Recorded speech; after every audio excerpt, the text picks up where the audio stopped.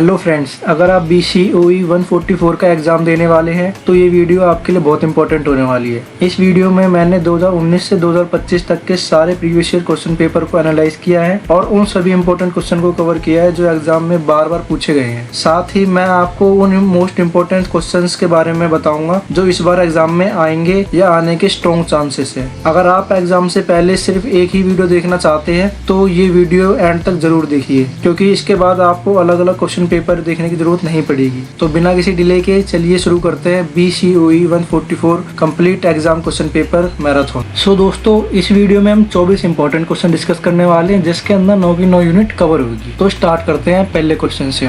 तो दोस्तों, unit first से हमेशा एक क्वेश्चन होता है जो कि 20 नंबर या 10 नंबर का आता ही आता है। तो यहाँ पे वो क्वेश्चन है ऑफिस मैनेजमेंट वाला, जो करीबन 4 बार रिपीट हो चुका है एग्जाम में। Last previous year question paper में भी ये रिपीट है। सो क्वेश्चन पढ़ते हैं। क्वेश्चन है define management and explain its significance in the modern work place. मतलब क्या कि ऑफिस मैनेजमेंट होता क्या है, इसका इम्पोर्टेंस क्या है और ये मॉडर्न वर्क प्लेस पे किस तरीके से काम करता है। तो दोस्तों समझते हैं ऑफिस मैनेजमेंट का सिंपल मतलब होता क्या है। तो दोस्तों, ऑफिस मैनेजमेंट का सिंपल मतलब होता है ऑफिस के सारे काम को प्लान करना, ऑर्गेनाइज करना, कोऑर्डिनेट करना और कंट्रोल करना, ताकि ऑर्गेनाइजेशन अपने गोल को एफिशिएंटली और इफेक्टिवली अचीव कर सके, जैसा कि आपको डेफिनेशन में दिख रहा है।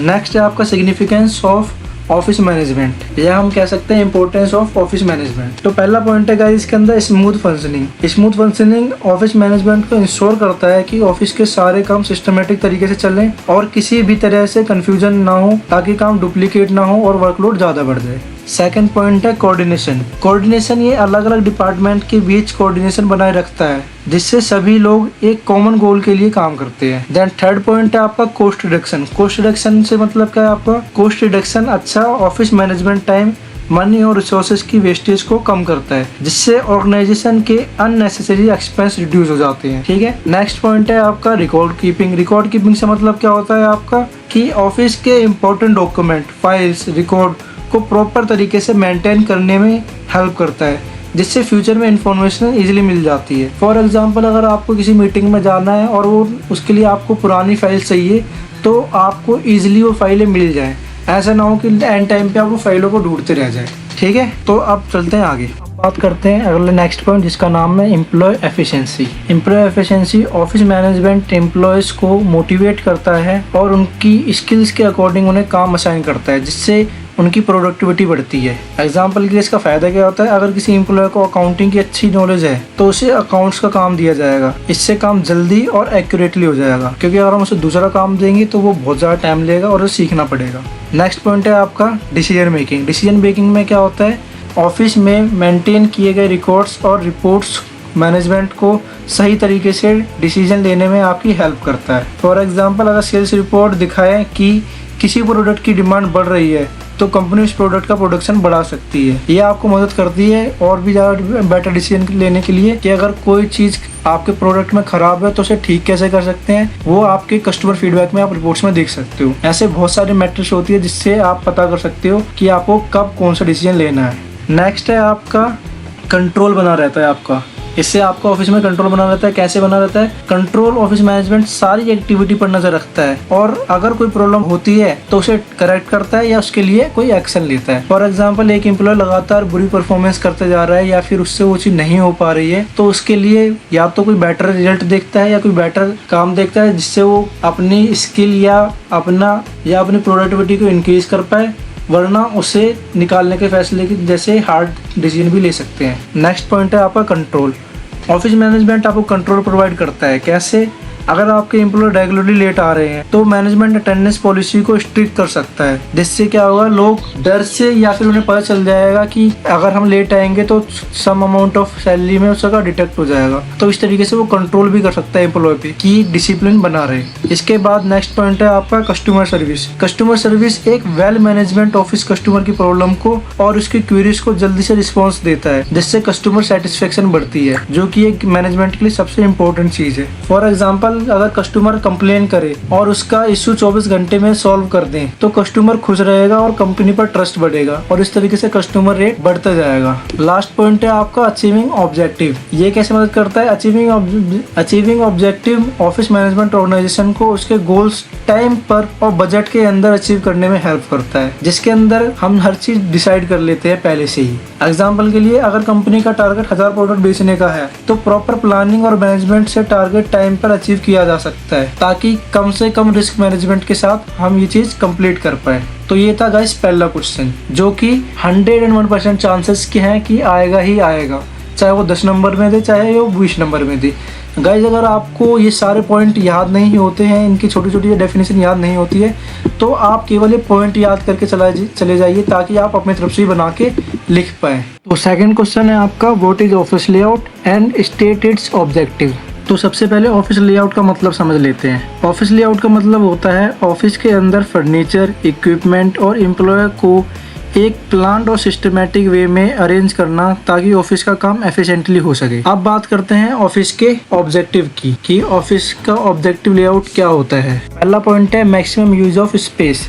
मतलब क्या है कि आपको ऑफिस के सारे इक्विपमेंट का, सारे एरिया का सही तरीके से यूज करना है बिना किसी वेस्ट करे, ताकि ऐसा एरिया ना हो कि एक जगह आपने सारा सामान रख दिया और दूसरी जगह सामान कुछ भी ना हो, दूसरा रूम पूरा खाली हो। तो नेक्स्ट पॉइंट है आपका स्मूथ फ्लो ऑफ वर्क। इससे क्या मतलब है आपका smooth flow of work department और डेस्क को इस तरीके से अरेंज करने के काम आता है कि एक सेक्शन से दूसरे सेक्शन तक आसानी से पहुंचा जा सके। ऐसा ना हो कि एक सेक्शन के लिए आपको 2 किलोमीटर चल के जाना पड़ रहा हो, आपके सेक्शन पास हो जो एक दूसरे से रिलेटिव हो। फॉर एग्जाम्पल एक सेल्समैन को हमेशा जो भी लीड डिस्ट्रीब्यूट कर रहा है उसके साथ ही होना चाहिए, ताकि अगर कोई भी हॉट लीड आए तो वो आपको जल्दी से जल्दी ट्रांसफर कर पाए। ठीक है, तो नेक्स्ट पॉइंट है आपका प्रॉपर सुपरविजन।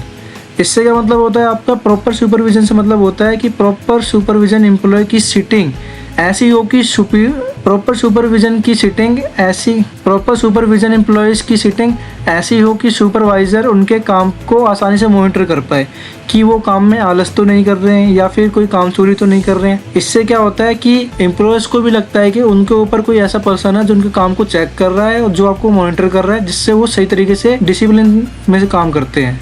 एग्जाम्पल के लिए मैनेजर एक डेस्क ऐसी जगह हो, एग्जाम्पल के लिए मैनेजर की डेस्क एक ऐसी जगह होनी चाहिए जहाँ से वो पूरी टीम को देख पाए, ताकि उनकी प्रॉब्लम सॉल्व कर पाए, या कोई भी आलस दिखा रहा है या फिर कोई भी काम चोरी कर रहा है तो उसे वो देख पाए। फोर्थ पॉइंट है आपका एम्प्लॉयमेंट कंफर्ट। ठीक है, एम्प्लॉय कंफर्ट बहुत ज़्यादा जरूरी होता है। एम्प्लॉय कंफर्ट एम्प्लॉय को कंफर्टेबल और हेल्दी वर्किंग एनवायरनमेंट देना चाहिए।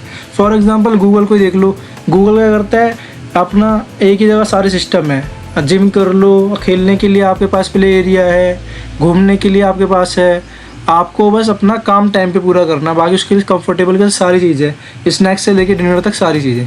फिफ्थ पॉइंट है आपका इजी कम्युनिकेशन। इजी कम्युनिकेशन से मतलब क्या है आपका?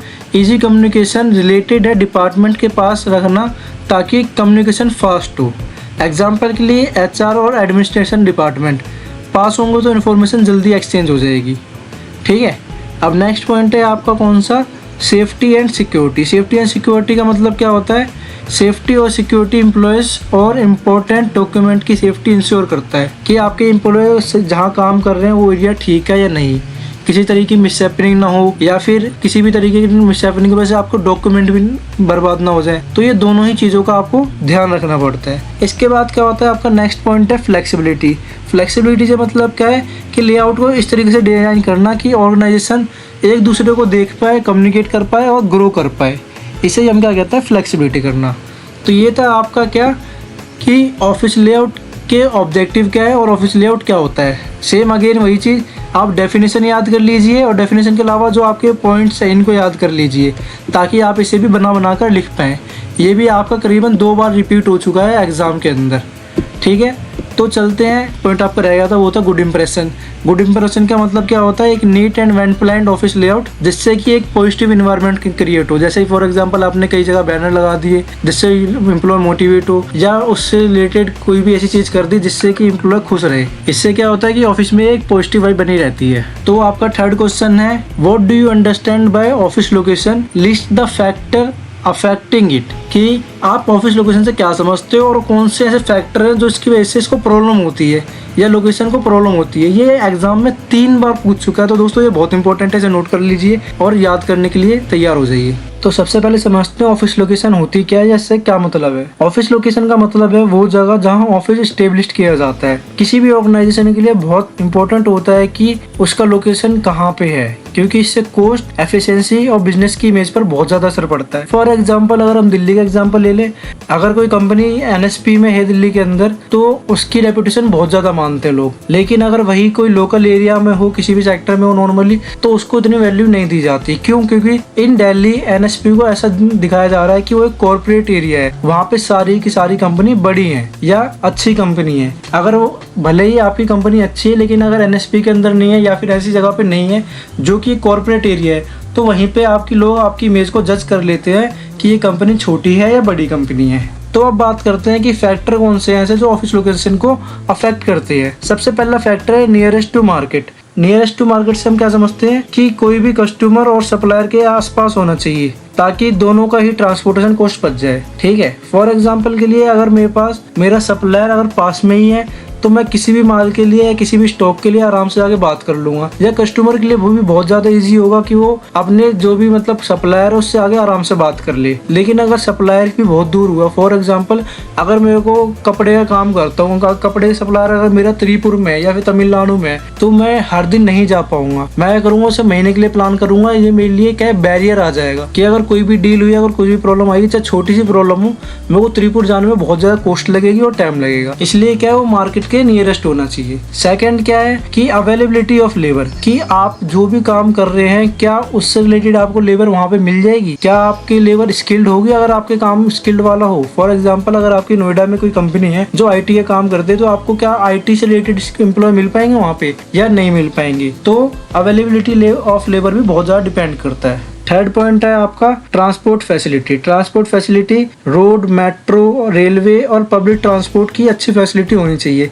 एग्जाम्पल के लिए मेट्रो स्टेशन के पास ऑफिस होना चाहिए ताकि एम्प्लॉय को आने जाने में कोई आसानी ना हो, या फिर ऐसी जगह होना चाहिए जहाँ पे एम्प्लॉय इजीली आ जा सके, उसको कोई आने जाने में प्रॉब्लम ना हो। फोर्थ पॉइंट है आपका कि कॉस्ट ऑफ लैंड या रेंट कितना है वहाँ पे। ठीक है, क्योंकि ऑफिस का रेंट भी उसकी जगह के अकॉर्डिंग होना चाहिए। फॉर एग्जाम्पल के लिए अगर ऑफिस का रेंट आपके बजट के अंदर ही नहीं होगा तो फिर आप वहाँ पे कैसे ही अपना ऑफिस रन कर पाओगे। ठीक है, फिफ्थ पॉइंट है आपका availability of utilities. Availability of utilities का मतलब क्या है कि इलेक्ट्रिसिटी, वाटर, इंटरनेट और दूसरी बेसिक फैसिलिटी है या नहीं है वहाँ पे। अगर ये बेसिक फैसिलिटी नहीं होगी तो फिर वहाँ पे आप ऑफिस ओपन करके भी क्या कर लोगे, क्योंकि आप किसी भी ऑफिस के लिए बेसिक नीड तो होनी चाहिए। आपका सिक्स्थ पॉइंट है कि गवर्नमेंट रूल्स। कि गवर्नमेंट रूल्स क्या है। गवर्नमेंट रूल, लोकल लॉस और गवर्नमेंट परमिशन का ध्यान रखना जरूरी है। एग्जाम्पल के लिए फैक्ट्री खोलने के लिए पहले से गवर्नमेंट का अप्रूवल लेना पड़ता है, तो क्या आपको वहाँ पे अप्रूवल मिल पाएगा? नहीं मिल पाएगा, क्योंकि इंडस्ट्रियल जगह पे ही आप इंडस्ट्रियल वाले काम कर सकते हो और रेसिडेंटल वाले पे रेसिडेंटल वाले काम कर सकते हो। तो गवर्नमेंट लॉज भी बहुत ज़्यादा मैटर करते हैं। सातवां है आपका सेफ्टी एंड सिक्योरिटी। इससे क्या मतलब क्या है कि safety and security area employ और कंपनी एसेट के लिए सेफ होना चाहिए। पता चले आपने आज कंपनी ओपन करी है और कल को वहाँ पे चोरी हो जाए, फिर कोई क्राइम हो रखा हो वहाँ पे पहले से ऑलरेडी। 8 पॉइंट है आपका प्रेस्टीज ऑफ लोकेशन। इसका मतलब क्या है कि प्राइम बिजनेस एरिया में ऑफिस होने से कंपनी की इमेज इंप्रूव होती है। जैसा कि मैंने बताया, अगर आपकी एनएसपी जैसे कि एक आज के टाइम पे एक प्राइम एरिया बना रखा है, अगर वहाँ पे आपकी कंपनी होगी तो ऑटोमेटिकली लोग आपको जज करेंगे कि आपकी कंपनी एक बहुत प्राइम या सर्विस देती है। आपका 9th पॉइंट है रूम फॉर एक्सपेंशन। कि आपके पास आगे ग्रोथ अगर आपकी होती है कंपनी की तो आप वहाँ पे एक्सपेंशन कर पाओगे या नहीं कर पाओगे। फॉर एग्जांपल आज मैं 2 एम्प्लॉय के साथ कंपनी चालू करता हूँ, लेकिन आगे जाके अगर मेरी कंपनी ग्रो करती है तो मेरे को क्या वहाँ पे 20 और एम्प्लॉय रखने के लिए, एडजस्टमेंट करने के लिए जगह है या नहीं है वहाँ पे। तो ये भी एक बहुत बड़ा फैक्टर है। इसके बाद अलग है कॉम्पिटिटर। कि कॉम्पिटिटर की लोकेशन भी बिजनेस स्ट्रेटजी के हिसाब से कंसिडर की जाती है। एग्जांपल के लिए कई मोबाइल शॉप एक ही मार्केट में होती हैं क्योंकि वहाँ कस्टमर ज़्यादा आते हैं। सो सबसे अच्छी चीज़ क्या है कि आपको भी कस्टमर मिल जाएंगे और आपका कॉम्पिटिटर को आप जज कर पाओगे कि वो ऐसी क्या चीज़ कर रहा है जिसकी वजह से उसके पास कस्टमर ज़्यादा आ रहे हैं और आपके पास कम आ रहे हैं, ताकि वो आप कमी को सुधार पाओ और ज़्यादा ग्रो कर पाओ। तो ये 10 फैक्टर हैं जो आपको याद रखने हैं कि ये मार्केट को अफेक्ट करते हैं। वैसे ये क्वेश्चन कुछ ज़्यादा मुश्किल नहीं है, आप बना कर भी लिख सकते हो। ये याद रखना, इसे याद करना बहुत ईजी है, आप समझ भी जाओगे तब भी अपने आप से लिख लोगे। फोर्थ क्वेश्चन है आपका, discuss the different type of offices with suitable example, कि कितने टाइप के ऑफिस होते हैं। हम एग्जाम्पल के साथ इसे समझेंगे। तो स्टार्ट करते हैं फोर्थ क्वेश्चन। पहला इसका है कि प्राइवेट ऑफिस। ठीक है, प्राइवेट ऑफिस क्या होता है, एक सेपरेट रूम में असाइन होता है सिंगल सीनियर पर्सन के लिए। एग्जाम्पल के लिए कैबिन ऑफ एमडी और प्रिंसिपल। जैसे कि आपने देखा होगा बड़ी बड़ी कंपनी में क्या होते हैं, डायरेक्टर्स होते हैं, फिर सीईओ होते हैं, इनके अलग अलग प्राइवेट रूम होते हैं। ऐसा नहीं है कि सारे के सारे एक साथ ही बैठे हैं, सारे कोई प्राइवेसी नहीं है, को सारे के सारे लोग एक दूसरे को देख रहे हैं, एक दूसरे का वर्क देख रहे हैं। तो ये क्या है, एक प्राइवेट ऑफिस में इन चीज़ों का ध्यान रखना पड़ता है कि उसके लिए क्या कैबिन है प्राइवेट या फिर मीटिंग रूम है कुछ प्राइवेट या नहीं है। एडवांटेज क्या होता है इसका कि प्राइवेसी बनी रहती है, प्रेस्टीज, लेस नॉइज होती है और कॉन्फिडेंशियल वर्क बना रहता है। और डिसएडवांटेज क्या होती है, क्योंकि आपको लिए हर चीज़ के लिए एक प्राइवेट रूम चाहिए, जैसे कि आपको एक एमडी रूम चाहिए, एक मीटिंग रूम चाहिए, तो उसके लिए क्या आपको अलग अलग रूम ले रहे हो तो वो सीधी बात है एक्सपेंसिव हो जाएगा। और फिर आपको किसी एक पर्सन को पर्टिकुलर वो रूम देना है तो सुपरविजन करना भी डिफिकल्ट है, क्योंकि उस रूम में सिर्फ एक ही पर्सन है। और ऐसे आप बहुत सारे रूम बनाओगे तो उसके लिए बहुत ज़्यादा मुश्किल हो जाएगा कि हम उस पर नजर रखें। सेकंड है आपका ओपन ऑफिस। ओपन ऑफिस का मतलब क्या है, जैसे कि आपके लोकल ऑफिस होते हैं, वहाँ पे क्या होता है, एक ही रूम होता है, जस्ट छोटे छोटे से ब्लॉक्स बना देते हैं जिसमें से आप एक दूसरे को देख सकते हो। For example call centre. ठीक है, इसमें एडवांटेज क्या मिलती है, इजी टू सुपरविजन हो जाता है, हमारे लिए इजी है क्योंकि हम एक जगह खड़े होकर भी देख सकते हैं कि लोग क्या काम कर रहे हैं क्या नहीं कर रहे हैं। और बेटर कम्युनिकेशन कर सकते हैं क्योंकि हम सबको देख ही पा रहे हैं तो हम एक दूसरे से कम्युनिकेट भी कर पाएंगे। और लेस कॉस्ट है क्योंकि आप एक ही रूम के अंदर बहुत सारे लोगों को एडजस्ट कर सकते हो जस्ट छोटे छोटे सेक्शन बना के। और डिसएडवांटेज क्या है कि फॉर एग्जाम्पल कोई कंपनी से रिलेटेड कॉन्फिडेंशियल इंफॉर्मेशन है जो सीईओ या फिर डायरेक्टर के बीच में ही रहनी चाहिए या किसी और क्लाइंट की डिटेल है, तो वो प्राइवेसी को सिक्योर रखना बहुत ज़्यादा मुश्किल हो जाता है। और क्योंकि एक ही रूम में सारे लोग होते हैं तो नॉइस भी बहुत ज़्यादा होती है। इसके बाद थर्ड पॉइंट है आपका जिसे हम बोलते हैं लैंडस्केप ऑफिस, जो आज के टाइम में मॉडर्न जगह पे यूज हो रहा है। इसमें क्या करते हैं कि आईटी कंपनियां क्या करती है, अपने स्क्रीन फ्लेक्सिबिलिटी ऑफ, इसमें कंपनी क्या करती है कि plants screen and flexible furniture का यूज करती हैं। फॉर एग्जांपल आपने ज़्यादातर लोकल इंस्टीट्यूट में या फिर कॉल सेंटर्स में देखा होगा, वहाँ पे छोटे छोटे सेक्शन बनाते हैं, फाइबर्स के सेक्शन बना देते हैं और उसके थ्रू क्या करते हैं, थोड़ी बहुत प्राइवेसी बनाने की कोशिश करते हैं। एक हॉल ही होता है, वो उसके पार्ट बना देते हैं छोटे छोटे। इससे क्या होता है, एक अच्छा इन्वायरमेंट क्रिएट हो जाता है, लोग के लिए फ्लेक्सिबल हो जाता है और देखने में अच्छा लगता है। लेकिन डिसएडवांटेज दोबारा वही आ जाती है आपकी कि एक्सपेंसिव हो जाएगा, क्योंकि जब भी आप जितनी अच्छी क्वालिटी के फर्नीचर यूज करोगे उतना ज़्यादा आप एक्सपेंसिव बनते जाओगे और डिफिकल्ट होगा मेंटेन करना चीज़ों को। फोर्थ है आपका वर्चुअल ऑफिस, जिसे आप आज के टाइम पे ये बोलते हो कि वर्क फ्रॉम होम आपको कहाँ से मिलता है, या फिर लोग वर्क फ्रॉम होम भी करते हैं। या फिर आप देख सकते हैं कि जैसे कि एमएनसीज में क्या होता है कि दूसरी कंट्री के लिए हम काम करते हैं, अब हम वहाँ पे तो जा नहीं रहे हैं, वहाँ के ऑफिस में तो जा नहीं है, तो वहाँ के ऑफिस में तो जा नहीं रहे हैं, तो हमें क्या करते हैं, उसकी जो एक सब ब्रांच होती है हम क्या करते हैं वहाँ पे काम करते हैं। फॉर एग्जांपल अगर हम एग्जांपल ले गूगल का, तो गूगल कहाँ पे है, यूएसए के अंदर, लेकिन गुरुग्राम में उसकी एक छोटी ब्रांच है। तो वहाँ पे जाके क्या होता है, लोग जाके काम करते हैं, नाइट शिफ्ट में भी काम करते हैं, वो क्या करते हैं रिमोटली सॉल्व करते हैं सारे प्रॉब्लम जो भी अदर कंट्री के कस्टमर्स हैं। ठीक है, तो इसमें क्या है कि रेंट हमें कम देना पड़ता है, फ्लेक्सिबल आवर्स हो जाते हैं और सेव ट्रैवल टाइम हो जाता है। क्योंकि ये रिमोट वर्क है तो ये आप घर से भी कर सकते हो या फिर उस कंपनी में बैठ के भी कर सकते हो। ठीक है, तो नो डायरेक्ट सुपरविजन, कोई हमें जरूरत भी नहीं पड़ती डायरेक्ट सुपरविजन की, क्योंकि सारा का सारा काम रिमोटली चल रहा है और रिपोर्ट्स आप देख सकते हो। फिफ्थ है आपका होम ऑफिस। होम ऑफिस का मतलब क्या होता है, जैसे कि आप फ्रीलांसिंग कर रहे हो। फ्रीलांसिंग में क्या होता है, आप घर से बैठे काम करते हो, आपको कोई भी ऑफिस की जरूरत नहीं होती है, कोई भी आपको एक्सपेंस की जरूरत नहीं होती है। बस आपको क्या चाहिए होता है, एक कंप्यूटर, एक अच्छा internet connection. What do you mean by work from home and explain it's advantage और डिसएडवांटेज। ये क्वेश्चन 3 बार रिपीट हुआ है और आज के टाइम पे मैं नहीं मानता कि किसी को ये नहीं पता होगा कि वर्क फ्रॉम होम क्या होता है। मेरे अकॉर्डिंग तो आप ये बना के भी लिख सकते हो, अगर नहीं लिख सकते तो कोई बात नहीं, हम चलो डिस्कस कर लेते हैं। वर्क फ्रॉम होम का मतलब क्या होता है, अरेंजमेंट ऑफ एम्प्लॉयर्स या एम्प्लॉयज़, जहाँ पे क्या होता है कि हम एक जगह बैठ के कंपनी का सारा काम करते हैं। तो चलिए डेफिनेशन भी देख लेते हैं। यहाँ पे डेफिनेशन में लिख रखा है वर्क फ्रॉम होम क्या है, एक अरेंजमेंट है जहाँ एम्प्लॉय परफॉर्म करता है अपनी ऑफिशियल ड्यूटी। अब वो घर पे कर सकता है या फिर किसी रिमोट लोकेशन से, ना कि कहीं ऑफिस जाने की उसे जरूरत है। इसके लिए क्या जरूरी होता है, सिर्फ technology, laptop, internet, video conference and online collaboration tools. बस हमें इसकी ही जरूरत होती है, इसे हम वर्क फ्रॉम होम कहते हैं। अब चलिए समझते हैं इसके एडवांटेज क्या है, फायदे क्या है। तो इसके फायदे क्या है, सबसे पहले तो सेव कम्युनिटी टाइम। इसका मतलब क्या है कि हमारा ट्रैवल का टाइम बच रहा है, हमारा ट्रांसपोर्ट का खर्चा बच रहा है, तो ये एम्प्लॉयर दोनों के लिए अच्छी बात है। सेम अगला पॉइंट यही बताता है हमें कॉस्ट सेविंग फॉर एम्प्लॉयर। तो क्योंकि हमें कोई ऑफिस नहीं लेना रेंट पे, तो हमारे ऑफिस का रेंट, इलेक्ट्रिसिटी बिल, फर्नीचर और अदर जितनी भी चीज़ें एक ऑफिस को लगती है वो सारी हमारी कॉस्ट बच जाएगी। इसके अलावा क्या, बेटर वर्क लाइफ बैलेंस दोनों के लिए ही अच्छा है। एम्प्लॉय को क्या करना है, अपना काम पूरा करना, जो भी प्रोफेशनल उसकी रिस्पॉन्सिबिलिटी है, और पूरे दिन अपना चिल मारे आराम से। सो फोर्थ पॉइंट है आपका इंक्रीज प्रोडक्टिविटी। दो कई बार ऐसा देखा गया है कि ना लोग ना घर पे अच्छा काम कर लेते हैं क्योंकि उनके पास लोड नहीं होता, और दूसरी बात है क्योंकि उनको लगता है कि कोई इन पर नज़र नहीं रख रखा और घर पे अपना आराम से फ्री होकर काम कर लेते हैं, तो वो ज़्यादा अच्छे तरीके से काम कर पाते हैं। इसके बाद फिफ्थ पॉइंट है आपका wider talent pool. Wider talent pool का मतलब क्या होता है कि लोगों को हायर करना किसी भी कंट्री से बहुत ही ज़्यादा आसान हो जाता है, क्योंकि उन्हें सिर्फ लैपटॉप पे काम करवाना है, ना कि उन्हें ऑफिस बुलाना है, तो वो किसी भी कंट्री से अच्छा पर्सन हायर कर सकते हैं। उसके बाद क्या है, फ्लेक्सिबल वर्किंग आवर्स। क्योंकि घर से ही काम करना है तो कोई भी फिक्स टाइम आप डिसाइड कर लो, उसके अकॉर्डिंग आप काम कर लो, या फिर कंपनी डिसाइड कर लेती है कि आप इस टाइम से लेके इस टाइम जब फ्री हो तब आप काम कर सकते हो। तो सेवंथ पॉइंट है फिर इसके बाद अपना, जिसका नाम है रिड्यूस्ड अबेस्टमेंटशिप। इसका मतलब क्या है कि भाई एम्प्लॉयर को कोई सिक लीव लेने की जरूरत नहीं पड़ेगी, और सिक लीव लेने अगर कोई बंदा बीमार भी है तो वो घर पे आराम से रेस्ट कर सकता है क्योंकि वो घर पे ही है, तो सिक लीव भी बहुत ज़्यादा कम हो जाती है। इसके बाद क्या है आपका बिजनेस कंटिन्यूटी।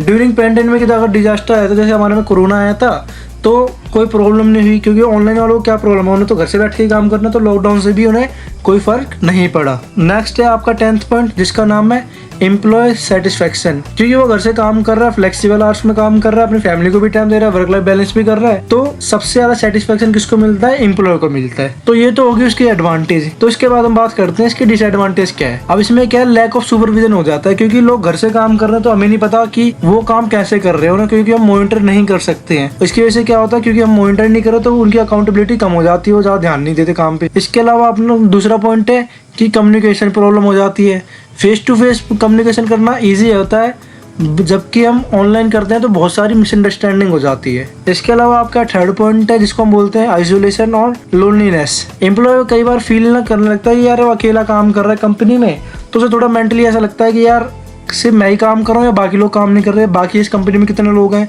या बाकी डिपार्टमेंट है भी या नहीं, तो उसके दिमाग में थोड़ी लोनलीनेस और आइसोलेशन मूवमेंट अपने आप आ जाती है। इसके बाद है फोर्थ पॉइंट, जिसका नाम है होम डिस्ट्रैक्शन। क्योंकि आप घर से काम कर रहे हो तो आपके फैमिली मेंबर कई बार आते जाते रहते हैं, जो कि प्रॉब्लम देता है इन ऑफिस एनवायरनमेंट। ठीक है, क्योंकि आप अब यहाँ पे प्रोफेशनल काम कर रहे हो, ना कि पर्सनल काम। उसके बाद अपना नेक्स्ट पॉइंट है 5वां, डिफिकल्टी इन टीम वर्क। क्योंकि सारे लोग फिजिकली नहीं मिल रहे हैं, तो सबको साथ एक साथ टाइम पे बैठ के बात करना और प्लान समझाना बहुत ज़्यादा मुश्किल हो जाता है एज कम्पेयर टू अगर हम अपना ऑफलाइन काम करते हैं तो। इसके अलावा क्या बात है कि भाई टेक्नोलॉजी डिपेंडेंस है फिर, क्योंकि अगर किसी का ख़राब इंटरनेट हुआ या पावर कट होगी तो हम उसको मीटिंग में बात ही नहीं कर पाएंगे, ना ही एक दूसरे से कम्युनिकेट कर पाएंगे। ऐसे ही आपका 7वां पॉइंट है कि सिक्योरिटी रिस्क। क्योंकि होम नेटवर्क को हैक करना या फिर डाटा लीक होना बहुत कॉमन हो चुका है आज के टाइम पे। सो ये खतरा हमेशा बना रहता है ऑनलाइन जब भी हम काम करते हैं, वर्क फ्रॉम होम काम करते हैं। इसके बाद है आपका 8वां पॉइंट, नो ऑफिस फैसिलिटीज़। जैसे आपके पास कोई प्रिंटर नहीं होगा, कोई स्कैनर नहीं होगा, कोई कॉन्फ्रेंस रूम नहीं होगा, तो आपको जो भी बात करनी है ऑनलाइन ही करनी पड़ेगी, और ऑनलाइन जो रिसोर्सेस है उन्हीं के साथ काम करना पड़ेगा, तो आपके पास लिमिटेड रिसोर्स हो जाते हैं उस टाइम पे। इसके बाद आते हैं हम 9वें पॉइंट पे। 9वां पॉइंट है आपका ओवर वर्किंग। बाउंड्री बन जाती है आपकी बिटवीन वर्क और पर्सनल लाइफ के बीच में, कि इस टाइम से इस टाइम मेरे को प्रोफेशनल लाइफ देनी है, इस टाइम से इस टाइम पर्सनल लाइफ देनी है, तो कई बार हम कन्फ्यूजन में दोनों ही जगह खराब परफॉर्मेंस करने लगते हैं। इसके बाद है आपका 10वां पॉइंट, कैरियर ग्रोथ इम्पैक्ट। कई बार ऐसा होता है कि आपको ऑफलाइन देखते हैं लोग तो अच्छा प्रमोशन देते हैं आपके काम के अकॉर्डिंग, लेकिन कई ऑनलाइन में प्रॉब्लम ये होती है कि हमें नहीं पता किसने अच्छा काम करा है, किसने नहीं करा, तो ये सारी चीज़ें लैक ऑफ कम्युनिकेशन की वजह से बिगड़ जाती हैं। तो कई बार हमारा क्या होता है, प्रमोशन रुक जाता है, और कई बार किसी गलत बंदे को प्रमोशन मिल जाता है। तो ये सारी प्रॉब्लम भी हमें फेस करनी पड़ती है जब हम वर्क फ्रॉम होम में काम करते हैं। तो गाइज ये हो चुके हैं आपके 5 क्वेश्चन। अगले जितने भी क्वेश्चन है वो हम करेंगे सेकंड पार्ट में। अगर आपको वीडियो अच्छी लगती है और आपको लगता है कि हाँ मेरे को और आगे सीखना है और मेरे को अच्छे नंबर स्कोर करने हैं, तो सेकंड पार्ट जरूर देखिएगा।